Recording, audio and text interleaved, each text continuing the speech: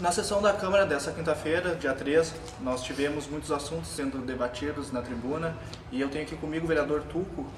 Eu queria tratar alguns assuntos com ele, mas mais em específico essa questão do contrato de aumento de salários, do decreto que foi feito. Eu queria saber como o vereador avalia a forma como o decreto de aumento de salário foi redigido. Eu tenho boa noite aos internautas, né? Eu tenho me manifestado, né? Já me manifestei na mídia local, totalmente contrário e com uma aversão muito grande com relação a esse decreto, porque isso é uma afronta ao Poder Legislativo, uma vez que o projeto veio, ele é oriundo do Executivo, ele teve todos os trâmites legais, a questão do debate, tem um impacto financeiro, foi defendido pelo jurídico da Prefeitura e nós então, ao final da tramitação normal, aprovamos o projeto até para corrigir distorções que de fato existem e persistem, né, em relação ao salário do padrão 1 e do padrão 10, aos vencimentos desses, e agora, por força de um decreto, eles vão suspender aí o poder da lei, né, alegando, até legalmente falando, que não tem condições financeiras para efetuar isso, né, o pagamento. Eu me manifestei hoje na tribuna, tu viste que isso é coisa dos trapalhões, né? É uma piada isso que estão fazendo. Então, a marca dessa administração são essas trapalhadas, são as confusões, são as coisas que não são claras. Então, nós temos aí mais 2 anos pela frente de muita batalha, e quem sabe no ano que vem, que nós temos aí a eleição, o povo acaba acordando, né, e trazendo um projeto diferente para a cidade. Bom, vereador, e o senhor não acha que o prefeito deveria estar melhor preparado para encarar esse tipo de situação, para não se perder em documentos como isso está acontecendo, já que ele está à frente de um cargo público tão importante? Olha, eu não posso crer que o prefeito esteja despreparado, né, uma vez que é um homem público que já atua de longa data no cenário político local, né, e foi um dos vereadores mais votados ao longo de 3 mandatos, correto, 3 ou 4 mandatos, eu não tenho bem certeza, né, é um prefeito reeleito, ou seja, isto é um erro primário, sobretudo assumir a culpa, né, por algo que foi redigido por outro, não é? Então, minimamente... O que torna mais estranho ainda esse equívoco. Exatamente. Minimamente, já se tem ciência de quem o teria induzido ao erro, uma vez que... Vamos falar do impacto financeiro, que parece que o calcanhar de Aquiles é o impacto financeiro. A Câmara recebeu o impacto financeiro. E aí que está a contradição. O decreto diz que não havia um completo ou um a contento impacto financeiro. Isto não é verdade. Isto não é verdade. Por quê? Isso eu manifestei também na mídia. Todos os impactos financeiros recebidos pela Câmara, oriundos do Executivo, têm o mesmo formato que este em questão. Ou seja, não foi este impacto financeiro que veio diferente de todos os outros que eram mais aprofundados ou coisa dessa natureza. Não. O mesmo impacto de sempre foi o que veio. O vereador Marcelo manifestou isso também, que todos eles, de fato, segundo especialistas, estão equivocados, né? Mas as prefeituras todas fazem desta forma e sempre foi aceito, entende? Marca o quê? Um divisor de águas. A partir de agora, não aceitaremos mais impactos daquele jeito. Correto. E todo esse apuro também na hora de entregar o projeto para ser votado, isso não foi meio que desde o início na contramão, depois votado de certa forma, depois pelos parlamentares, como é que ficou? Na verdade, Na verdade, veja bem, nós temos que trazer um pouquinho da história, né? Nunca, não é do meu perfil desfazer, né, o trabalho de outros colegas ou de legislaturas passadas. É um equívoco se alguém me acusar disso, né? Porém, eu sempre falo esta palavra, o modus operandi de cada um é o que vai refletir no seu trabalho, ok? Então, havia uma cultura entre os poderes que no passado projetos entravam às 5 horas da tarde, era atropelado o regimento interno e era votado na mesma noite, sob a presidência de outros vereadores. Nesta legislatura houve uma oxigenação, uma renovação de 50% da Câmara, entende? Então ali já foi impressa uma nova marca, 50% ficou, mas 50% saiu, e essa oxigenação foi muito produtiva para o trabalho do Legislativo, porque novas cabeças, com novos olhares sobre política, sobre fazer política, fazer uma cidade, né?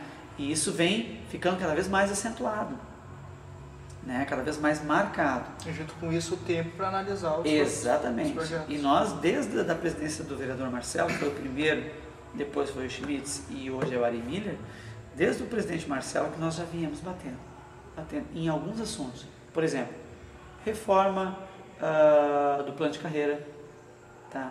Que não saiu, e essa foi a gota d'água.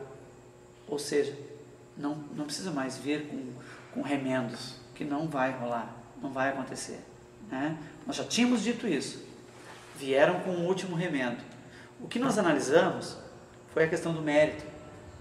A tônica deste projeto era a questão de mérito, entende? Uma vez que tinha todos os requisitos para votar, tinha impacto financeiro, tinha o projeto entrou, saiu, foi retificado, voltou, né? Teve o parecer favorável do nosso jurídico, tudo certinho. Tratou-se de uma questão de mérito. Fizemos inclusive uma pesquisa de mercado para ver se de fato profissionais que trabalham naquele padrão 1 e no padrão 10, num comparativo de mercado, se eles estavam defasados ou não, e sim, estavam muito defasados, né? Como questão de mérito, votamos favorável, né? Alguns se abstiveram e tal, mas enfim, foi aprovado. Tudo isso para te dizer que é o seguinte, essa questão de entrar na tarde já não acontece mais. A Câmara tem um regimento interno. Os projetos executivos têm impreterivelmente que entrar até o meio-dia, certo? Até o ano passado, na condição do Schmitz, até poderia dar entrada depois, consultando os líderes de bancada, mas para ser lido em plenário, para ser analisado pela CGP da próxima semana e, quem sabe, ser votado na seguinte. Não entrar e votar. Certo. Entende?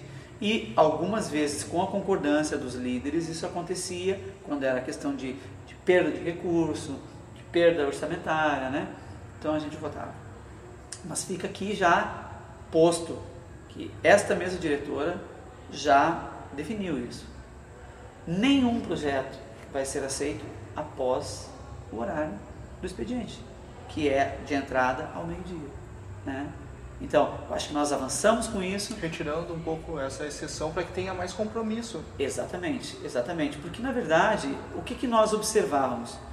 A cooperação do Legislativo para com o Executivo e, em contrapartida, quase que um descaso do Executivo, mandando projeto, tirando projeto, fazendo com um decreto, né, tirando o valor da lei. Quer dizer, isso não tem cabimento. Então, volta aqui, faltou isso. Não, agora não.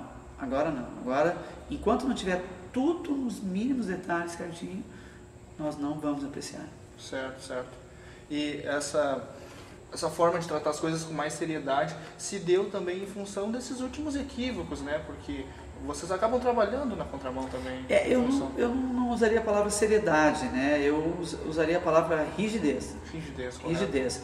Porque a seriedade sempre houve, né? As votações são muito importantes, a vida da cidade passa pela Câmara de Vereadores, né? Então o compromisso de cada um dos vereadores é extremamente grande, né? Agora, havia, e aqui eu estou pintando um cenário que pode logicamente mudar, né? Mas havia uma cumplicidade em algumas matérias de interesse público, entende?